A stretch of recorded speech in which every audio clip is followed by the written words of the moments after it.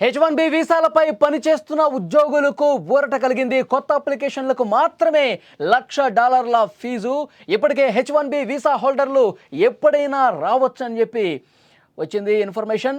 2026 నుంచి ఇచ్చే H1B వీసాలకే కొత్త ఛార్జీలు ప్రస్తుత వీసాదారులకు రెన్యువల్కు వర్తించదని క్లారిటీ చేశారు. అమెరికా బయట ఉన్న వాళ్ళు టెన్షన్ పడొద్దని, కొత్త వీసాదారులకు మాత్రమే ఈ రూల్ వర్తిస్తుందని ప్రకటన వచ్చింది. డొనాల్డ్ ట్రంప్ దెబ్బకు దిగొచ్చాడు. డొనాల్డ్ ట్రంప్ తను ఏదైతే ఇబ్బంది పెడదామనుకున్నాడో దాని పర్యవసనాలు తెలిసొచ్చి ఒక్క దెబ్బకు కిందకి దిగొచ్చిన పరిస్థితుంది. H1B వీసాల విషయంలో నెలకొన్న గందరగోళంపై అమెరికా వైట్ హౌస్ క్లారిటీ చేసింది. అమెరికాలో ఉద్యోగం చేయాలి అనుకునే వారికి ఇచ్చే H1B వీసాల రుసుమును ఆ దేశ అధ్యక్షుడు డొనాల్డ్ ట్రంప్ $1,00,000కు పెంచడం ప్రపంచవ్యాప్తంగా పెను సంచలనమే సృష్టించింది.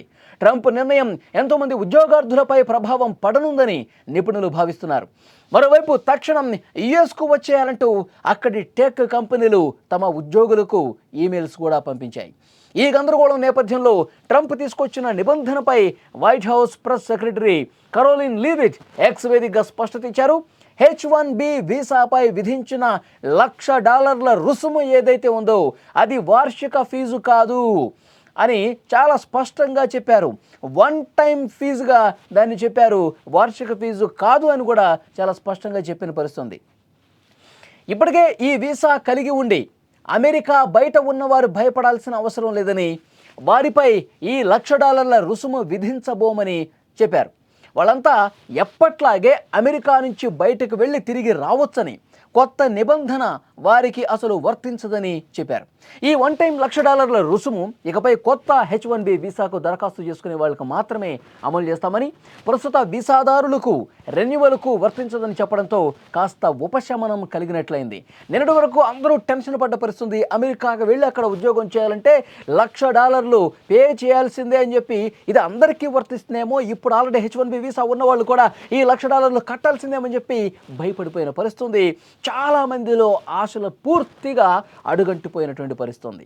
కానీ ఇప్పుడు పరిస్థితి మారిపోయింది. ఎందుకంటే అమెరికాలో కూడా కొంత వ్యతిరేకత వచ్చిన పరిస్థితుంది. టెక్ కంపెనీలు కూడా ఈ నిర్ణయాన్ని తీవ్రంగా వ్యతిరేకిస్తూ ఇంకా పూర్తి స్థాయిలో నిబంధనలు వచ్చిన తర్వాత ఇంకా డొనాల్డ్ ట్రంప్ మనసులో ఏముందో పూర్తి స్థాయి నిబంధనలు మనకి తెలియలేదు. అవి బయటకు వచ్చిన తర్వాత రెస్పాండ్ అవుదామని చెప్పి అనుకున్నారు. కొంత గందరగోళం నెలకొంది. ప్రపంచం మొత్తం కూడా ఒక్కసారిగా ఈ డెసిషన్తో షాక్ అయిపోయిన పరిస్థితుంది. ఇప్పుడు దానికి ఇంకొంత క్లారిటీ ఇచ్చే ప్రయత్నం చేశారు. ఇప్పుడు H1B వీసాలు ఎవరైతే కలిగి ఉన్నారో వాళ్ళకి ఎట్టి పరిస్థితుల్లో ఇది వర్తించబోదు. ఎవరైతే కొత్తగా దరఖాస్తు చేసుకుంటారో సెప్టెంబర్ 22 నుంచి ఇది అమల్లోకి వస్తుంది. కొత్త దరఖాస్తుదారులకు మాత్రమే ఇది వర్తిస్తుందని చెప్పడంతో ఊపిరి పీల్చుకునే పరిస్థితుంది. ఇక H1B వీసా పొందిన వాళ్ళు భారతదేశానికి చెందిన వారు అత్యధికంగా ఉన్నారు. దాదాపు 71% మంది ఉన్నారు. తాజా వివరాల ప్రకారం భారతదేశానికి చెందిన వారు 2,32,974 మంది ఉండగా, చైనా దేశానికి చెందిన వారు 51,787 మంది ఉన్నారు. ఆ తర్వాతి స్థానంలో కెనడా దేశానికి చెందిన వారు 9,423 మంది ఉన్నారు. దక్షిణ Korea 4,200, Mexico 3,646, Nepal 2,629, Brazil 2,567, Pakistan 2,551, Philippines దేశం నుంచి 2,460 మంది ఉన్నారు. ఇప్పటి వరకు అన్ని రకాల ఫీజులు కలిపితే H1Bకి చెల్లించేది $1,500 అంటే 1.32 లక్షలు మాత్రమే. ఇప్పుడు తాజాగా డొనాల్డ్ ట్రంప్ తీసుకున్న నిర్ణయం వల్ల ఇక నుంచి H1B వీసాకు దరఖాస్తు చేసుకునేవారు $1,00,000 వన్ టైం ఫీజుగా చెల్లించాల్సిన పరిస్థితుంది. అంటే దాదాపు 88 లక్షల రూపాయల వరకు ఈ వన్ టైం ఫీజుగా చెల్లించాల్సిన పరిస్థితుంది. డొనాల్డ్ ట్రంప్ ఎందుకని తీసుకొచ్చాడు, ఏం చెప్తా ఉన్నాడు?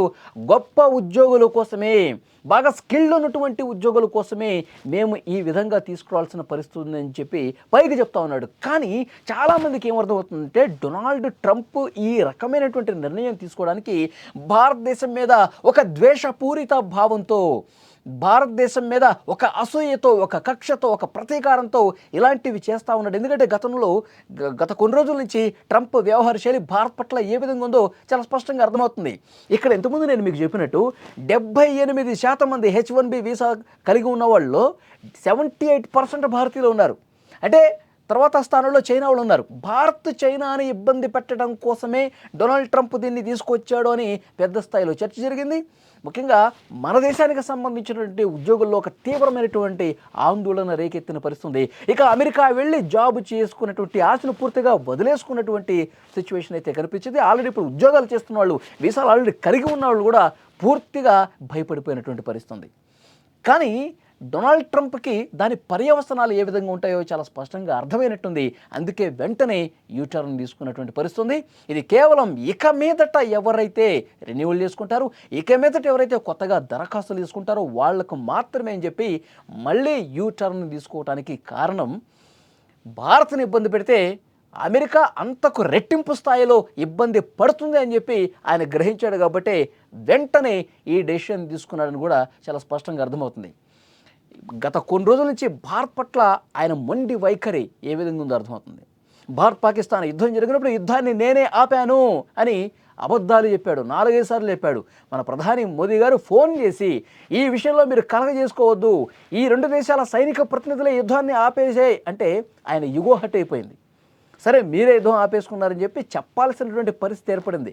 అక్కడ యుగో హట్ అయింది. తర్వాత రష్యా యుక్రెయిన్ యుద్ధం విషయంలో మనం రష్యా నుంచి చమురుకుంటున్నామనే ఉద్దేశంతో రష్యా యుక్రెయిన్ యుద్ధానికి పరోక్షంగా భారతే కారణం అని చెప్పి మన మీద సుంకాలు విధించిన పరిస్థితుంది.